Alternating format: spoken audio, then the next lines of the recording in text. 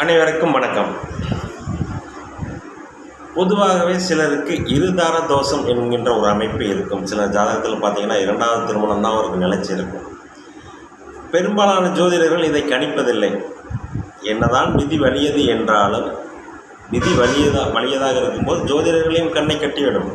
ஜோதிடர்கள் மேல் பழி கூற முடியாது. ஆனால் இரண்டாவது திருமண அமைப்பு தெளிவாக தெரியும் அந்த ஜாதகத்தில்.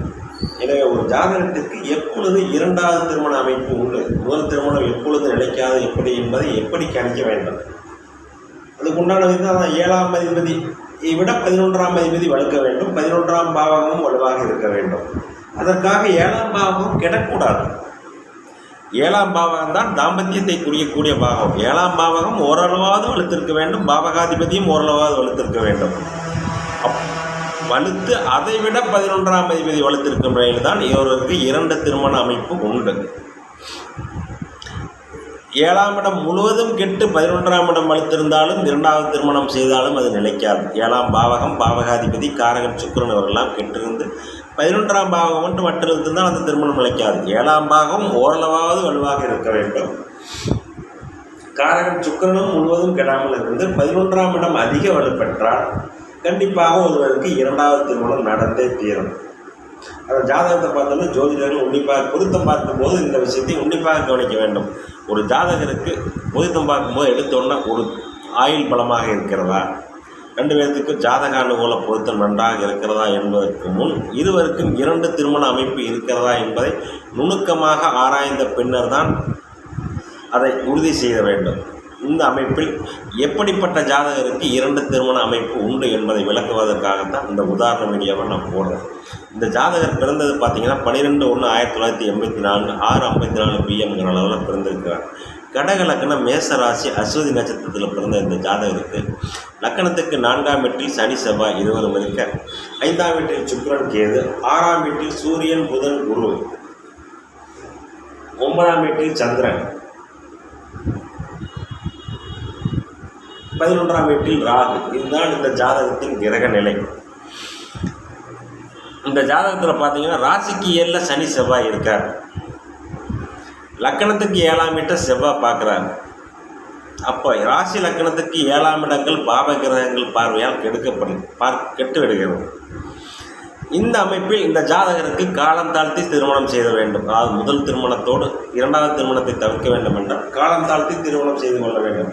நான் ஏற்கனவே கூறியபடி விதி வலியது, அதை மாற்றுவது ஜோதிடராலும் முடியாது என்றாலும் ஒரு உன்னிப்பாக கற்றுணர்ந்து அதை தெளிவாக வாடிக்கையாளரிடம் எடுத்து கூற வேண்டும். இந்த அமைப்பில் பார்த்தீங்கன்னா 7ஆம் அதிபதி சனி உச்சமாக இருக்கிறார். அது கண்டிப்பாக தவறு. 4ஆம் இடத்திலே இவர் சசயோகமெல்லாம் தரமாட்டார். மேலும் லக்கணத்தை சனி பார்க்க ராசியை சனி செவ்வாய் பார்க்கிறார்கள். ஜாதகரும் சற்று பிடிவாத குணக்காரர் தான். 7ஆம் பாவகாதிபதி சனி செவ்வாயுடன் இணைந்ததால் உச்சமாக இருப்பதால் ஜாதகருடைய மனைவியும் ஜாடிக்கேத்த மூடி மாதிரி தான் இருந்திருப்பார்.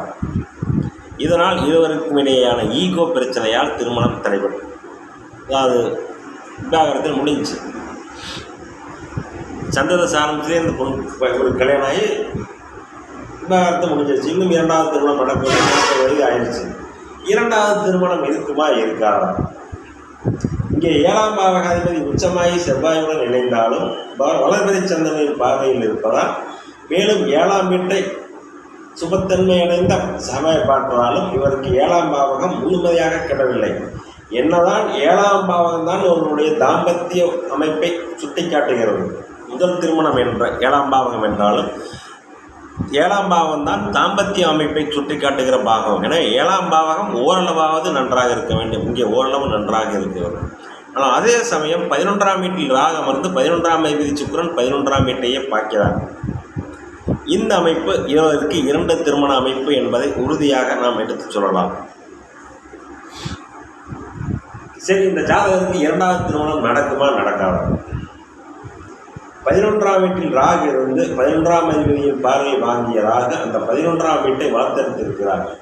11ஆம் அதிபதி சுக்கிரனைப் போலவே செயல்படுவார் அந்த ராகு என்பதாலும், மேலும் போக நீரிய ஸ்தானாதிபதியான புதன் நன்றாக இருப்பதாலும், கலஸ்தர காரகனான சுக்கிரன் கேதுவுடன் தான் இணைந்திருக்கிறார். கேதுவுடன் இணையும் கிரகம் எப்பொழுதும் ஓரளவு உயிர்த்தன்மையுடன் இருக்கும். ராகுவுடன் இணையும் கிரகத்தைப் போல முழுவதும் பங்கம் அடையாது, ஓரளவாவது வலுவுடனே இருக்கும் என்பதற்கிணங்க இங்கே சுக்கிரன் 5ஆம் வீட்டில் இருப்பதும் சுக்கிரன் 11ஆம் வீட்டை பார்ப்பதும் 5ஆம் இடமும் அடுத்து 11ஆம் இடமும் உள்ளதால் இந்த ஜாதகருக்கு திருமணமும் புத்திரபாக்கியம் உண்டு என்பதை உறுதியாக காட்டுகிறது. இப்படித்தான் நாம் ப்ரெடிக்ஷன் எடுக்கணும். 7ஆம் பாவகாதிபதி உச்சமாகிவிட்டால் நல்ல ஆஹா ஓஹோ மேம்பட்ட மனைவி என்பதெல்லாம் இங்கே சனியிடம் ஈடுபடாது. 7ஆம் பாவகாதிபதி எப்படி உச்சமாகும் என்றால் இதே சிம்ம லக்னமாகி 3ஆம் இடத்தில் உச்சமாகி இருந்தால் மிக மேம்பட்ட வாழ்க்கை துணை அமைந்திருக்கும். நாள் கேந்திர கோணங்களில் சனி நேர்வல வலுப்பெறக்கூடாது என்பது கூறுவதற்குண்டான காரணம் இதுதான். மேலும் 7ஆம் பாவகாதிபதி இன்னொரு பாவரான செவ்வாயுடன் இணைவதும் வாழ்க்கை துணை சற்று அதாவது இவருடன் ஒத்துப்போகாத தன்மையாக இருப்பார், முதல் திருமணம் கோணலாகும் என்பதை தெளிவாக எடுத்து காட்டுகிறது. எனவே இதையெல்லாம் கவனித்துத்தான் ஒருவருக்கு 2வது திருமணம் இருக்குமா இருக்காதா, முதல் திருமணம் எப்பொழுது செய்ய வேண்டும் என்பதை ஜாதகர் ஜோதிடரிடம் சென்று உறுதிப்படுத்திக் கொள்ள வேண்டும். ஜோதிடரும் ஜாதகருக்கு சரியான அறிவுரையை கூற வேண்டும். உங்களுடைய பையனுடைய ஜாதகத்தில் 11ஆம் பாவகம் வலுத்திருக்கிறது, எனவே சற்று காலம் தாழ்த்தி திருமணம் செய்யுங்கள் என்று ஒரு அறிவுரை கூறியிருக்க வேண்டும். அதே சமயத்தில் 7ஆம் பாவகம் முழுசாக கேட்டிருந்து சுக்கிரனும் முழுவதுமாக கேட்டிருந்து 11ஆம் பாவம் வலுத்திருந்தாலும் 2வது திருமணம் நடக்காது, நடந்தாலும் நிலைக்காது. எப்படி வந்தீங்கன்னாலும் அந்த சுக்கிரனும் 7ஆம் பாவம் தான் தாம்பத்தியத்தை கொடுக்கும். இந்த 7ஆம் பாவகாதிபதி ஓரளவாவது வலுத்திருக்கும் நிலையில் தான் 2வது திருமணமும் நிலைக்கும். இங்கே அடிப்படை என்பது தாம்பத்தியம் கலஸ்தலுக்கு 7ஆம் பாவம் தான். ஆனால் இதை விட 11ஆம் விதி வலுப்பெறும் போது தான் ஒருவருக்கு 2வது திருமணம் நடைபெறும். எனவே இந்த ஜாதகருக்கு 2வது திருமணம் 11ஆம் தேதி 11ஆம் வீட்டை பார்ப்பதால் போக வீரிய ஸ்தானாதிபதி வலுத்திருப்பதாலும் இந்த ஜாதகருக்கு 2வது திருமணம் நடைபெறும், 2வது திருமணம் நிலைத்தும் இருக்கும். நன்றி, வணக்கம்.